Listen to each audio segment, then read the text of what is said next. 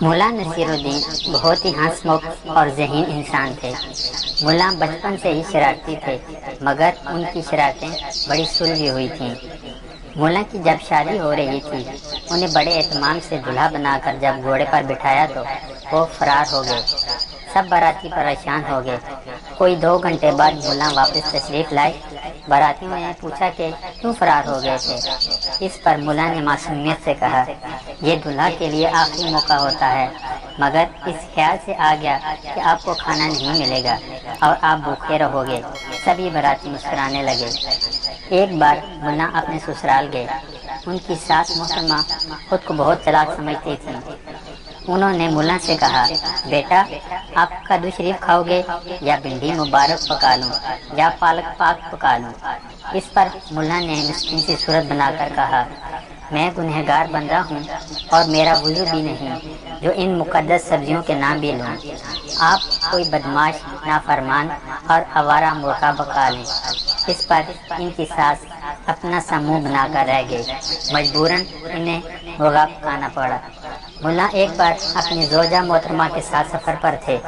ان کی زوجہ نے کہا، مولا جی بہت پیاس لگی ہے، کوئی اچھا سا مشروب ہی پلا دیں۔ گدھے پر سوار مولا نے کہا، اگلی صحرائے آئے گی تمہیں بھنا ہوا مرغ، املی والی چٹنی، لیموں والا سلاد اور ٹھنڈا اور بہترین مشروب پلاؤں گا۔ اس پر ان کی زوجہ نے خوش ہوتے ہوئے کہا، واہ مولا جی، بھنا ہوا مرغ، چٹنی اور املی کا سن کر منہ میں پانی بھر آیا ہے۔ مولا نے کہا، بس اسی پانی سے کام چلا لو، گھر جا کر پانی پئیں گے۔ ایک بار مولا کسی عزیز کی شادی میں مدعو تھے۔ وہاں مرغ مسلم، بھنے ہوئے بکرے اور انواع اقسام کے کھانے پکے ہوئے تھے۔ مولا کے ساتھ ایک مولوی صاحب تشریف فرما تھے۔ جب بھنا ہوا بکرا ان کے سامنے آیا تو مولوی صاحب نے بہانے سے فرات کو گھما کر بکرے کی ٹانگوں والی سائڈ اپنی طرف کر لی۔ مولا اس کی چالاکی بھانپ گئے۔ انہوں نے اچانک مولوی صاحب سے کہا، وہ صاحب کون ہیں؟ جب مولوی صاحب کا دھیان ادھر ہوا تو فرات کا رخ بدل دیا۔ جب مولوی صاحب کا دھیان فرات کی طرف پڑا، انہوں نے مولا سے کہا، ذرا پانی پکڑانا، ساتھ ہی فرات کا رخ بدل دیا۔ مولا نے جب یہ دیکھا تو بلند آواز سے بولے، واہ مولوی صاحب، آپ اتنے بڑے عالم ہو کے اور آپ کے علم میں نہیں کہ بکرے کی ٹانگیں کعبہ شریف کی طرف ہو رہی ہیں، جس سے ہم سب گنہگار ہو رہے ہیں۔ اگر ٹانگیں میری طرف ہوں تو ہم سب گناہ سے بچ سکتے ہیں۔ اب مولوی صاحب دیکھنے کے قابل تھے۔ مولا مزے سے ران کا گوشت کھا رہا تھا، جبکہ مولوی صاحب گردن پسیاں کھانے پر مجبور تھے۔ بادشاہ کی سالگرہ تھی، اس نے بہت سخاوت کی۔ مولا چونکہ بادشاہ کے چہیتے تھے، انہیں بھی ہزاروں دینار ملے۔ کسی نے مولا سے کہا کہ صدقہ خیرات کرنے سے عمر میں برکت رہتی ہے، آپ بھی غریبوں کی خدمت کریں۔ بات مولا کی سمجھ میں آ گئی۔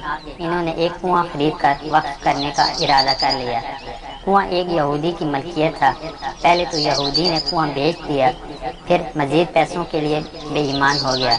اس کا خیال تھا کہ وہ مولا سے مزید پیسے ہینچ سکتا ہے، بس اس نے بادشاہ کے ہاں مقدمہ درج کروا دیا کہ مولا نے کنواں خریدا ہے، پانی نہیں، اس لیے وہ پانی استعمال نہیں کر سکتا۔ بادشاہ نے مولا کو طلب کر لیا اور مقدمے کا بتایا۔ مولا نے سوچ بچار کے بعد کہا، جی ہاں، میں نے کنواں خریدا ہے، پانی نہیں۔ آپ یہودی کو حکم دیں تو وہ اپنا پانی نکال لے، ورنہ ہر دن کے حساب سے ہرجانہ ادا کرے۔ بادشاہ نے یہودی کو حکم دیا کہ وہ 5 دن کے اندر کنویں سے پانی نکال لے، ورنہ ہرجانے کے لیے تیار ہو جائے۔ اب یہودی بہت سٹ پٹایا۔ اس نے ہرجانہ دیکھ کر مولا سے معافی مانگی۔ مولا نے وہ رقم بھی خیرات کر دی۔